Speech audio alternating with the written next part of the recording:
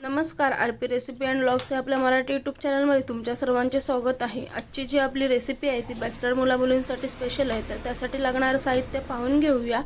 त्यासाठी आपण इथे 1.5 वाटी तांदूळ घेतलेले आहेत, पाव वाटी मुगाची डाळ घेतलेली आहे, 2 मिरच्या घेतलेल्या आहेत, कढीपत्ता घेतलेला आहे, कोथिंबीर घेतलेली आहे, चवीपुरतं मीठ घेतलेलं आहे, 1 चमचा हळद घेतलेली आहे, 4-5 होती तितक्या किंवा जास्त लसणाच्या पाकळ्या घ्या, 1 टोमॅटो घ्या, 1 कांदा घ्या, 1 चमचा आपण इथे जीरा घेतलेला आहे आणि हिंग घेतलेला आहे। तर हे सर्व साहित्य आपण खिचडी भात बनवण्यासाठी घेतलेला आहे। बॅचलर मुलांसाठी झटपट अशी ही रेसिपी आहे। तर आता आपण आपल्या रेसिपीला सुरुवात करून घेऊया। पण इथे कुकर गरम करण्यासाठी ठेवलेला आहे। बॅचलर मुलांसाठी कुकर हा बेस्ट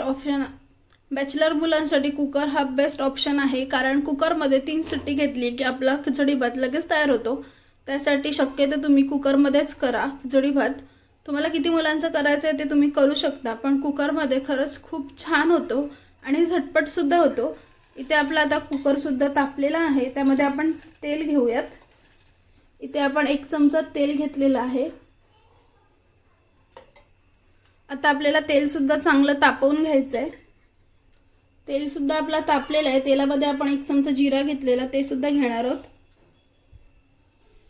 जीरा सुद्धा आपल्याला चांगला तडतडून घ्यायचा आहे। हा इथे आपला जीरा सुद्धा चांगला तडतडलेला आहे। त्यामध्ये आपण घेणार आहोत कढीपत्ता। आपण इथे कढीपत्ता लहान पानं घेतलेली आहेत कढीपत्त्याची। कढीपत्ता आणि जीरा चांगला तडतडला की त्यामध्येच आपल्याला घ्यायचे लसूण, जो आपण बारीक ठेचून घेतलेला होता। आता लसूण आपल्याला तेलामध्ये चांगलं परतवून घ्यायचं आहे लालसर होईपर्यंत। लसणावरच आपण घेणार आहोत हिंग। आपण हिंग घेतलेला, हिंग सुद्धा आपल्याला यामध्ये मिक्स करून घ्यायचं आहे। पाव चमचा होईल इतका हिंग घ्यायचं आहे आपल्याला। हे पहा इथे आपलं लसूण सुद्धा लालसर झालेला आहे। आता त्यामध्ये आपण कांदा घेऊयात। आपण हा बारीक चिरलेला कांदा घेतलेला, तो कांदा सुद्धा आपण यामध्ये आता मिक्स करून घेणार आहोत। कांदा आपल्याला पूर्णपणे असा लालसर करून घ्यायचा आहे। आता आपण इथे आपला कांदा शिजेपर्यंत तांदूळ आणि डाळ चांगली स्वच्छ धुवून घेऊयात। इथे आपण हे डाळ घेतलेली आहे। डाळ आपल्याला चांगली स्वच्छ पाण्यामध्ये धुवून घ्यायची आहे। डाळ आणि तांदूळ सुद्धा आपल्याला दोन्ही एकदम स्वच्छ पाण्यामध्ये धुवून घ्यायचे आहेत।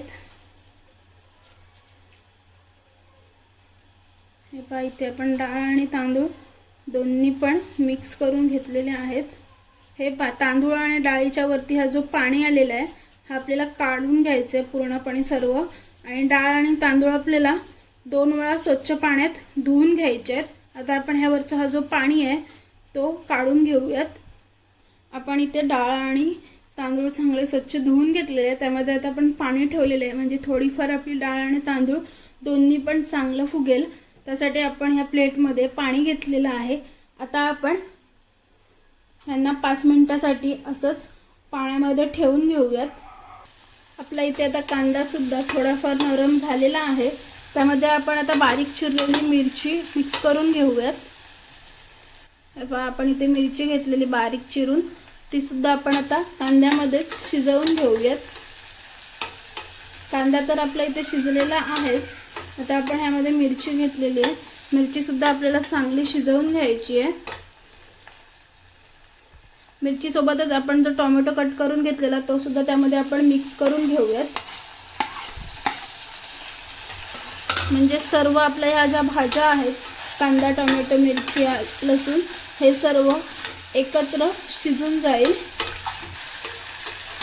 आपण आता इथे डाळ आणि तांदूळ सुद्धा पाण्यामध्ये भिजत ठेवलेले आहेत। 5 ते 10 मिनिटं आपण, जिथपर्यंत आपली फोडणी तयार होत नाही, कांदा टोमॅटो शिजत नाही, तिथपर्यंत आपला डाळ आणि तांदूळ पाण्यामध्ये चांगले भिजत ठेवायचे आहेत, म्हणजे चांगले फुलतील सुद्धा आणि आपला खिचडी भात सुद्धा खूप छान असा तयार होईल। आपल्या इथे आता टोमॅटो आणि कांदा सुद्धा नरम झालेला आहे। यामध्ये आता आपण हळद घेऊयात। इथे आपण हळद आणि चवीपुरतं मीठ घेतलेलं, दोन्ही सुद्धा आपण मिक्स करून घेऊयात। आता आपण हळद आणि मीठ सोबतच मिक्स करून घेतलेलं आहे। आता आपण जे तांदूळ आणि डाळ भिजत ठेवलेली आहे आपली इथे आता 5 मिनटं झालेले आहेत, 5 मिनटाच्या वरतीच झालेले आहेत. तर आता आपण यामध्ये डाळ आणि तांदूळसुद्धा मिक्स करून घेऊयात. हे पहा, इथे आपण डाळ आणि तांदूळ घेतलेला आहे पाण्यामध्ये, तर आता त्यामध्ये आपण ओतून घेऊयात.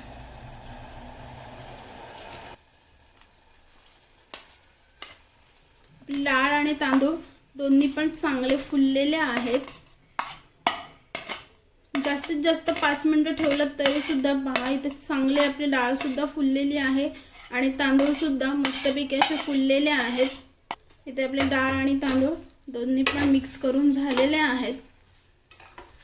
आता आपण ह्यामध्ये आपल्याला जेवढं गरजेचं आहे तेवढंच पाणी घेणार आहोत. पाण्याचं प्रमाण आपल्याला जास्त नाही घ्यायचं, नाहीतर मग एकदम नरम होतो.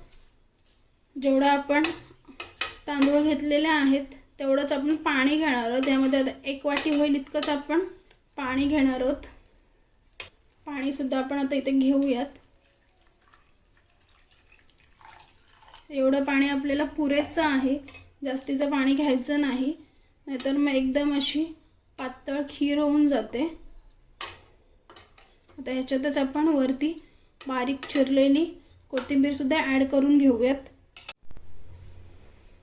यामध्ये आता आपण वरून बारीक चिरलेली कोथिंबीरसुद्धा ॲड करून घेणार आहोत. हे पहा,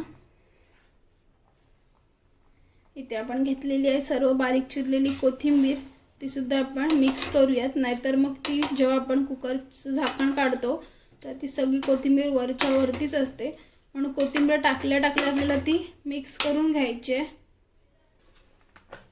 तुमच्या घरात जर किचन किंग मसाला असेल तर तो सुद्धा तुम्ही थोडाफार मिक्स केला तरी चालेल, ऑप्शनल आहे पूर्णपणे. आपण इथे करून पाहतोय, तुमच्याकडे असेल तर करा, नाहीतर नाही केलं तरी सुद्धा चालेल. आपण इथे आता सर्व साहित्य मिक्स करून घेतलेलं आहे. आता ह्यामध्ये आपण झाकण लावून घेऊयात. इथे आपल्याला सर्व साहित्य मिक्स करून झालेलं आहे. आता आपण ह्यावर कुकरचं झाकण लावून घेऊयात. इथे आपण घेतलेलं आहे कुकरचं झाकण. कुकरचं झाकण आपण ह्यावर घट्ट लावून घेऊयात. आता आपण हा कुकरचं झाकण लावून घेतलेलं आहे. आपण कुकरच्या 3 शिट्ट्या काढून घेऊयात, म्हणजे आपला छानपैकी खिचडी भात तयार असेल.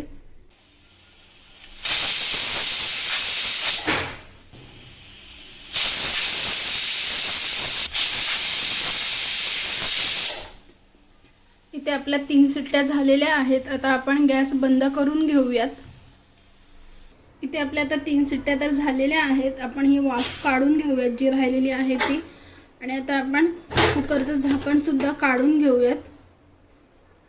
पहा, इथे आपण कुकरचं झाकण काढून घेतलेलं आहे. खूप मस्त असा वाससुद्धा सुटलेला आहे आणि एकदम छान असा आपला इथे खिचडी भात तयार झालेला आहे. तुम्ही सुद्धा ही रेसिपी नक्की ट्राय करून पहा आणि दिसायला सुद्धा खूप छान दिसते आणि एकदम टेस्टी आणि हेल्दी ही रेसिपी आहे. बॅचलर मुलांसाठी तर एकदम बेस्ट ही रेसिपी आहे. तुम्हाला जर ही रेसिपी आवडली असेल तर तुम्ही सुद्धा नक्की ट्राय करून पहा. आणि आपल्या चॅनलवर जर कोणी नवीन असेल तर आपल्या चॅनलला लाईक करा, शेअर करा आणि सबस्क्राईब करायला मात्र विसरू नका. थँक्यू.